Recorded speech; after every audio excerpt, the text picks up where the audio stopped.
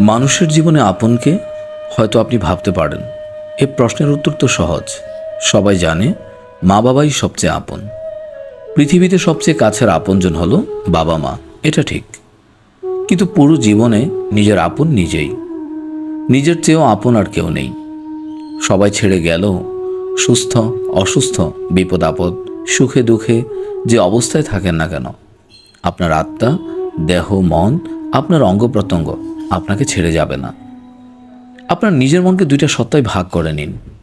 আপনি কষ্ট পেয়েছেন, অন্যজনকে বলেছেন, তারা হাসি তামাশা এবং মনে মনে আনন্দিত হতে পারে, আপনার কষ্ট আরও বাড়িয়ে দিতে পারে। কিন্তু আপনি আপনার আরেক সত্তাকে জিজ্ঞাসা করুন, সে আপনাকে সুন্দর কার্যকর পরামর্শ এবং সাহায্য করবে। আপনার দুঃখের সময় কাছের মানুষেরা সরে যাবে, কিন্তু আপনি নিজের মধ্যে দুটো সত্তা তৈরি করেছেন, তারা কখনো আপনার থেকে দূরে যাবে না। একজনকে জিজ্ঞাসা করুন, সে আপনাকে উত্তর দিবে, পরামর্শ দেবে, দুজনের তর্ক করে আপনাকে হেল্প করবে। আমাদের দেহে দুটো সত্তা বাস করে, একটা খারাপ আর একটা ভালো। সবসময় দুজনে তর্কের মাধ্যমে সঠিক সিদ্ধান্ত নেয়। আপনি একটা খারাপ কাজ করতে গেলে আপনার ভালো সত্তা বাধা দেয়, আর ভালো কাজ করতে গেলে খারাপ সত্তা আপনাকে বিভ্রান্ত করে।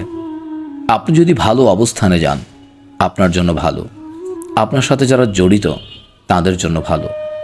আপনি যদি খারাপ অবস্থানে যান, আপনার জন্য খারাপ, আপনার সাথে যারা জড়িত তারা আপনার খারাপ অবস্থান দেখে নাও থাকতে পারে, আপনাকে ছেড়ে চলে যেতে পারে।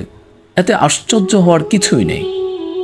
যার যার ভালোর জন্য সে তার ব্যবস্থা করে, কিন্তু খারাপ পরিস্থিতি দেখে আপনি নিজেকে ছেড়ে দিতে পারবেন না।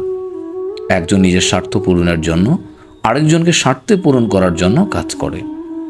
দুজন দুজনের জন্য কাজ করে কেন?